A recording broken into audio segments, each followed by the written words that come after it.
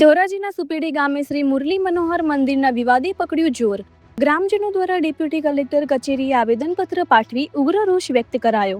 મંદિરના પૂજારી અને અન્ય શખ્સો સામે મંદિર પચાવી પાડવાના આક્ષેપો સાથે હંગામો।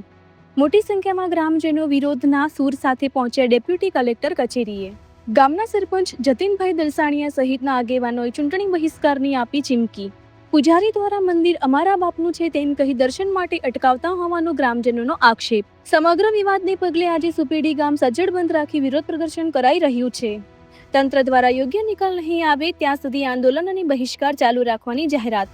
આગેવાનો અને મહિલાઓ મોટી સંખ્યામાં ન્યાયની માંગ સાથે ધોરાજી ડેપ્યુટી કલેક્ટર કચેરીએ ઉમટી પડ્યા। રિપોર્ટર ફિરોઝ ચુનેજા, ધોરાજી।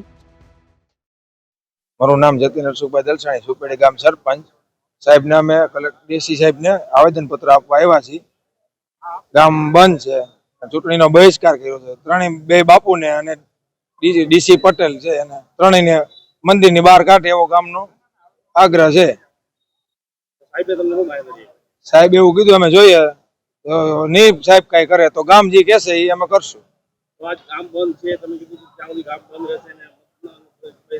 ગામ બંધ છે હજી, ગામ લોકો પાછા જશે સુપેડી ગૌશાળા ભેરા થશે, ત્યાં જે કહેશે ગામ એ હું કરીશ, ગામની હારે હું છું।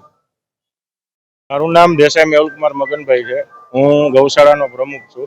અત્યારે ગ્રામજનો સાથે અમે આગેવાનો, સુપેડીના ઘણા ખરા આગેવાનો છે બધા, અને ડેપ્યુટી કલેક્ટરશ્રીને અમે આવેદનપત્ર આપ્યું। જે મુરલી મનોહર મંદિરનો જે કાલે રાતે વિવાદ થયો હતો, અને આ વિવાદ તો છેલ્લા 3 વર્ષથી ચાલતો આવતો હતો, પછી પર્સનલ વિવાદ હતો। હવે વ્યક્તિગત વિવાદ ભૂલીને ગામને ખુલ્લેઆમ કહેવા માંડ્યા છે કે ભાઈ મંદિર અમારા બાપનું છે, અમે કે એમ જ થાય અને અમે એ રીતના દર્શન ખુલશે અને દર્શનમાં તમને દર્શન કરવા દેવામાં આવશે। હવે અમને સાહેબે એમ કીધું છે કે આ કોર્ટ મેટર છે, આમાં અધ્યયન કરીને આનો રસ્તો કોઈ વાતાવરણ બગાડ્યું નહોતું અને હજી અમે બગાડવા માંગતા નથી। અમારી માંગણી ખાલી એટલી જ છે કે આ 3 વ્યક્તિને મંદિરમાંથી અત્યારે ટાઈમ પરી ગમે ત્યાં સરકારશ્રી મોકલી દે, જેથી આ વિવાદ પૂરો થાય। પછી સરકારશ્રી દ્વારા અને કોર્ટ દ્વારા જે પણ નિર્ણય આવે એ અમને શિરો માન્ય છે। આજે જે વાત થઈ હતી કે ગામ બંધ રાખવામાં આવ્યું, જ્યાં નિર્ણય નહીં આવતા સુધી ગામ બંધ રાખવામાં આવશે ને મતદાનનો બહિષ્કાર કર્યો, ગામ હજી બંધ છે ને બંધ રહેવાનું જ છે। કાલે માનનીય શ્રી ધારાસભ્ય અને અમારા સાંસદ સભ્યશ્રીને અમે બપોર પછી ટેલિફોનિક જાણ કરશું અને ગામની જે લાગણી ને માંગણી છે અમે એને બોલાવશું કે તમે આવો અને ગામની ને સમસ્ત ગ્રામ જનતાને અમે ભેગા કરી અને સાંસદશ્રીને અને ધારાસભ્યશ્રીને અમે એને કહેશું કે ભાઈ અમારી ગામની તમામ લોકોની 18 વરાણ।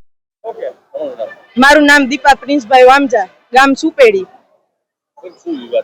શ્રી મુરલી મનોહર મંદિરનો વિવાદ છે, ત્યાંના બાપુ એમ કહે છે કે આ અમારા બાપાનું મંદિર છે।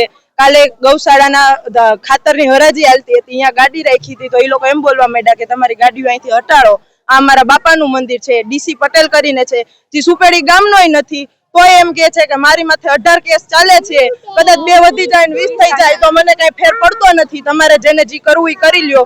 અમારા મંદિરમાં ક્યારેય ટેરો આવતો નથી, બપોરે 3-3, 4-4 કલાક સુધી મંદિરમાં ટેરો આપે છે, દર્શન કરવા જાય તો ના પાડે છે। અત્યારે વચ્ચે ગ્રીલ રાખી દીધી છે અને એમ કે છે કે અમારું મંદિર છે, તમારે જેનાથી જે થાય એ કરી લ્યો।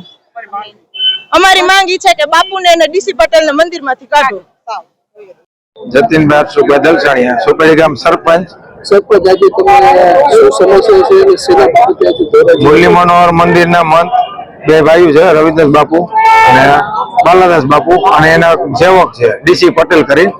એના ગામ બોલવા ચાલી થઈ ગયા, એને એવું કીધું ગામને કે મંદિર અમારા બાપનું છે, આ મંદિર કોઈનું છે નહીં, અમને મજા આવે એમ મંદિરમાં કરશું। એટલે ગામે બંધ રાખ્યું છે ગામ, અને ચૂંટણીનો બહિષ્કાર કર્યો અને સાહેબને આવેદનપત્ર આપવા આવ્યા છે। શું સાહેબને આવેદનપત્ર રજૂઆત કરીને શું છે?